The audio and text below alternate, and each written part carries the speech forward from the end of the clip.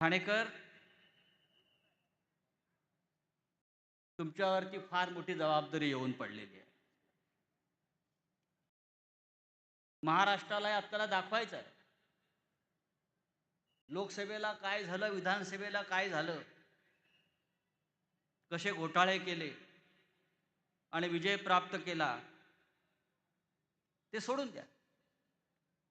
पण ठाण्याच्या महानगरपालिकेवर ठाकरे बंधूंचा, शिवसेना मनसेचा भगवा फडकवण्याची जबाबदारी ही ठाणेकरांवर आहे.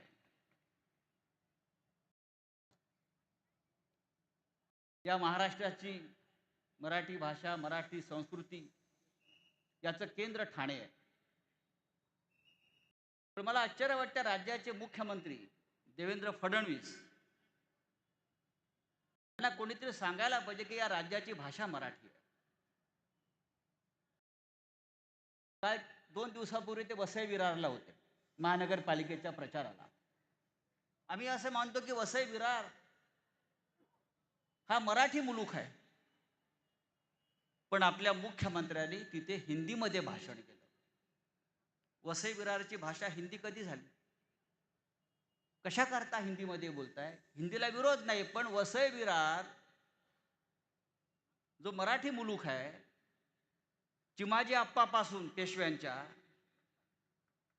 तिकडे तुम्ही मराठी ऐवजी दुसऱ्या भाषेचा वापर करता, म्हणजे तुम्ही एक एक भाग या महाराष्ट्राचा, मुंबईच्या आसपासचा हा कोणाला तरी आंदण देत आहे. लढाई जशी मराठी माणसाची, मराठी भाषेची आहे, तशी महाराष्ट्राच्या अखंडतेची आहे. आजच्या सभेला मी मगाशी गमतीने म्हणालो उद्धव साहेबांना, राज साहेबांना, आजच्या सभेचं अध्यक्षस्थान ते गणेश नाईकांना द्यायला पाहिजे होतं.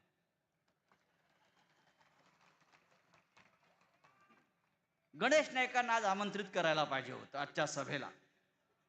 कारण गेल्या काही दिवसापासून गणेश नाईक जे भाजपचे मंत्री आहेत, ते ज्या प्रकारचे फटाके फोडतायत इकडल्या बेईमानांच्या खुर्चीखाली, त्याचा आपण सगळ्यांनी गांभीर्याने विचार करण्याची गरज आहे. गणेश नाईक म्हणतात, भाजपचे मंत्री, मला माझ्या श्रेष्ठीने परवानगी दिली तर नवी मुंबईत मी एकनाथ शिंदेचा टांगा पलटी करीन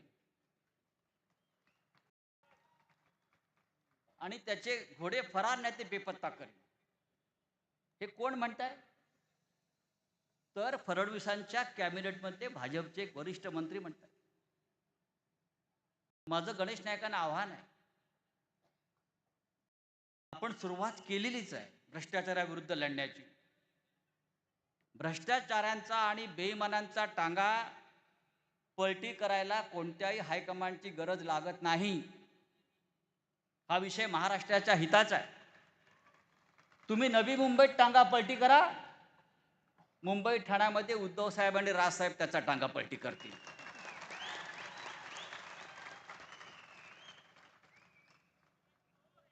गणेश नाईक म्हणतात, भाजपचे मंत्री आहे, फडणवीसांचे खास, नवी मुंबईत हरामाचा पैसा वाटला जातोय. हरामाचा. आता हरामखोर हरामाचाच पैसा वाटणार. गणेश नाईकांना आमचं आव्हान आहे, हरामाचा पैसा म्हणजे कुठला पैसा? आपण मंत्री आहे, महाराष्ट्राच्या जनतेला कळू द्या की हरामाचा पैसा वाटला जातोय. हा हरामाचा पैसा या हरामखोरांकडे येते कुठून, हे सांगण्याची जबाबदारी सुद्धा आपली आहे. संपूर्ण महाराष्ट्राभरात हरामखोरांचंच राज्य सुरू आहे. हरिश्चंद्राचं राज्य होतं ते उलथवून टाकलं. हरामाचं राज्य सुरू आहे. मित्रांनो, या राज्याचा एक मंत्री ठाण्याच्या पालकमंत्र्याच्या मिंधेचा रोज वस्त्रहरण करतो आहे आणि या राज्याचे मुख्यमंत्री मजा बघतायत. पण ठाणेकरांना, मुंबईकरांना मजा बघता येणार नाही. त्यांना आपलं कर्तव्य बजावावं लागेल. थापा मारतात. किती थापा मारायच्या? जर थापेबाजीमध्ये एखादा नोबेल पुरस्कार असेल, तर तो देवेंद्र फडणवीस आणि एकनाथ शिंदेना विभागून दिला पाहिजे.